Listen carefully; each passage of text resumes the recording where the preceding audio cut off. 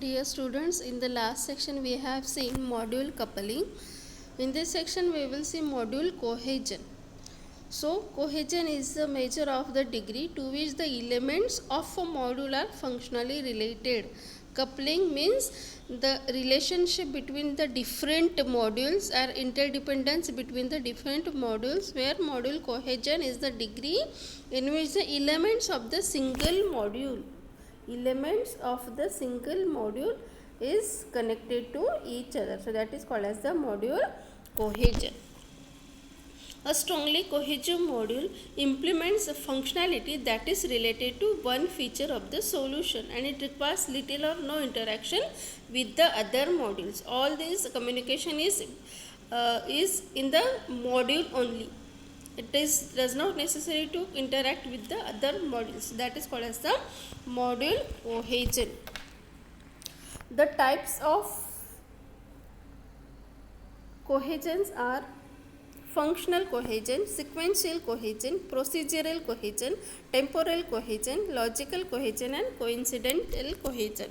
So there are 7 types of cohesion, and we will see that one by one. So here we have to consider a procedure that carries out a operation x and y. There are two operations x and y, and we can describe the various forms of cohesion between this x and y. Okay. So the first cohesion is functional cohesion. So here the functional cohesion is best and coincidental cohesion is worst. First is functional cohesion. X and Y or A and B are the part of single functional task. So this is the very good reason for them to be contained in the same procedure. So such a module often transfer the single input into the single data output. For example, calculate the current GPA and cumulative GPA is the example of functional cohesion. Sequential cohesion means module A outputs some of the data which is the input to the module B. Okay, so this is that is why this A and B are contained into the same procedure. For example, addition of the individual subjects' marks into specific format is used to calculate the GPA, or addition of the subject marks is used to calculate the average of that marks. So that is the sequential cohesion. Next is procedural cohesion. So procedural cohesion, here the A and B are structured in the same way. This is the pure reason for putting them into the same procedure. The procedural cohesion occurs in the modules whose instruction although accomplish a different task, it have been combined because there is a specific order in which the tasks are to be completed. For example, if a report module of the examination system includes calculate student GPA, print student record, calculate cumulative GPA, print cumulative GPA. So this is the example of procedural cohesion. Then next is a temporal cohesion. Here A and B must perform around the same time. That is your temporal cohesion. So module exhibits temporal cohesion when it contains tasks that are related by the fact that all the tasks must be executed at the same time.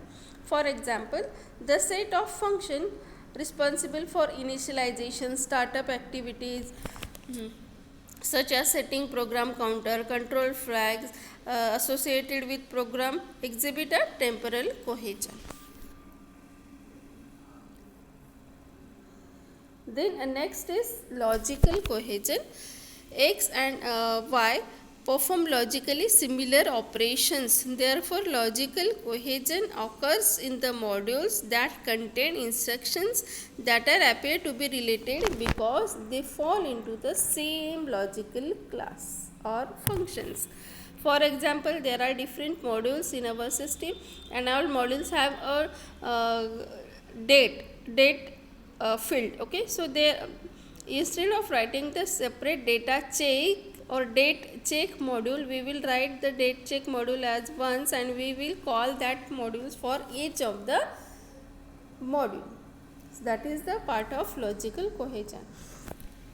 Then coincidental cohesion. X and Y are no conceptual relation other than shared code. That is the example of coincidental cohesion. Here coincidental cohesion exists in the modules that contain instructions that have little or no relationship to one another. So instead of creating two components, each of one part, only one component is made with two unrelated parts. That is the coincidental cohesion.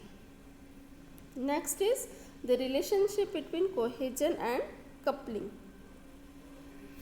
Okay. The essence of the design process is that the system is decomposed into the parts, into the different modules.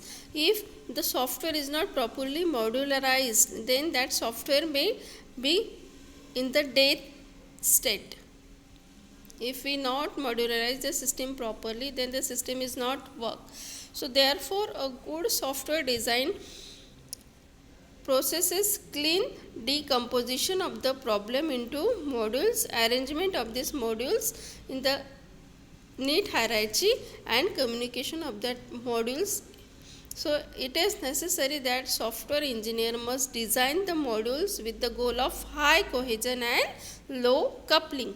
A good example of this is high cohesion and low coupling is the plug and play feature of the computer systems. So there are various slots in the motherboard. We can plug and play the various components of the motherboard. So this is the example of high cohesion and low coupling. Okay. So thank you.